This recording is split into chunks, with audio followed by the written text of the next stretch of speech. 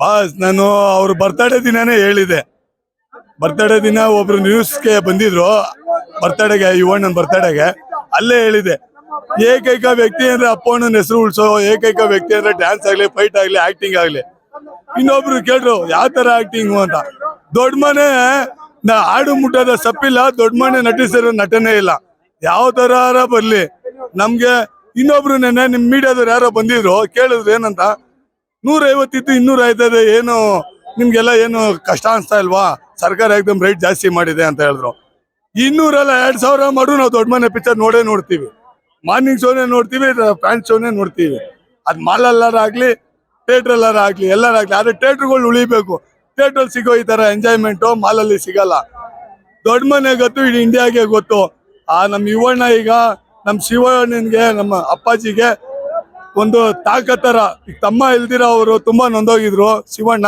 ಈಗ ಅವ್ರಿಗೆ ಇವರು ಒಂದ್ ತಮ್ಮನ ರೂಪದಲ್ಲಿ ನಮ್ ಯುವಣ್ಣನ ಜೊತೆಲಿ ಅಪ್ಪು ಅಣ್ಣ ಅವ್ರ ಜೊತೆಲೇ ಇದ್ದಾರೆ. ಎಲ್ಲೂ ಹೋಗಿಲ್ಲ. ಆ ಡ್ಯಾನ್ಸು, ಆ ಫೈಟು, ಆ ಆಕ್ಟಿಂಗ್ ನೋಡ್ರೆ ನಮ್ ಯುವಣ್ಣನ ಯಾರು ಏನು ಅಳ್ಳಾಡ್ಸಕ್ ಆಗಲ್ಲ. ನೆಕ್ಸ್ಟ್ ಪಿಕ್ಚರ್ ಇದಕ್ಕಿಂತ ಡಬಲ್ ಆಗಿ ಎತ್ತಿತೀವಿ ಅಂತ ಹೇಳಕ್ ಜೈ ಪಡ್ತೀನಿ. ನಮ್ಮ ಅಣ್ಣ ಬರ್ತಾ ಇದೆ, ನಮ್ ದೇವ್ರು, ನಮ್ ಯುವಣ್ಣನೇ ಈಗ ನಮ್ ಬಾಸು. ಜೈ ಹಿಂದ್, ಜೈ ಕನ್ನಡ, ಮತ್ತೆ ಜೈ ಡಾಕ್ಟರ್ ಬಿ ಆರ್ ಅಂಬೇಡ್ಕರ್. ಇವತ್ತು ನಾವು ಕನ್ನಡ ಇಂಡಸ್ಟ್ರಿಯಲ್ಲಿ ಈ ತರ ಬಂದು ನಾವು ಫಿಲಮ್ ಥಿಯೇಟರ್ ಮುಂದೆ ಈ ತರ ನಾವು ನೋಡ್ತೀವಿ ಅಂದ್ರೆ ದೊಡ್ಡ ಮನೆನೇ ಕಾರಣ. ಏನು ಕೇಳಿ, ದೊಡ್ಡ ಮನೆ ಫಿಲಮ್ ಒಂದು ಚಿತ್ರಮಂದಿರದಲ್ಲಿ ಕನ್ನಡಿಗರಲ್ಲೂ ಅಪ್ಪಾಜಿ ಹೇಳಿದ್ದಾರೆ, ದೊಡ್ಡ ಮನೆ ಯಾವತ್ತು ಕನ್ನಡ ಚಿತ್ರರಂಗ ಉಳ್ಸಕ್ಕೇನೆ ನಾವು ಹಿಂದೆ ಮುಂದೆ ನೋಡಲ್ಲ ಅಂತ ಹೇಳಿದ್ರು. ತಾತನ ಹೆಸರು ನಮ್ಮ ಯುವ ಕಣ್ಮಣಿ ಉಳಿಸ್ತಾ ಇದ್ದಾರೆ. ಅವ್ರಿಗೆ ನಾವು ಧನ್ಯವಾದಗಳು ಎಲ್ಲ ರಾಜವಂಶದ ಅಭಿಮಾನಿಗಳಿಂದ. ವರ್ಷ 10 ಗಂಟೆಗೆ ಬಂದು ನಾವು 7:30 ಬಂದವರು. ನಾವು ಇನ್ನೂ ಅಲ್ಲಾಡಲ್ಲ, ಇನ್ನೂ 2 ಶೋ ನೋಡ್ತೀವಿ. ಇನ್ನೂ 2 ಶೋ ನೋಡ್ತೀವಿ ನಾವು.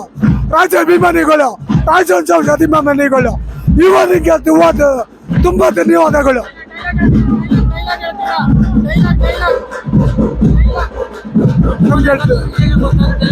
ಇವಾಗ ಗೊತ್ತು, ದೊಡ್ಡ ಮನೆ ಗೊತ್ತು, ಇಡೀ ಇಂಡಿಯಾಗೆ ಗೊತ್ತು. ದೊಡ್ಡ ಮನೆ ಗೊತ್ತು, ಕರ್ನಾಟಕಕ್ಕೆ ಗೊತ್ತು. SS ಟಿವಿ, ಸಿನಿಮಾ ಜಗತ್ತಿನ ಕ್ಷಣ ಕ್ಷಣದ ಸುದ್ದಿಯೊಂದಿಗೆ.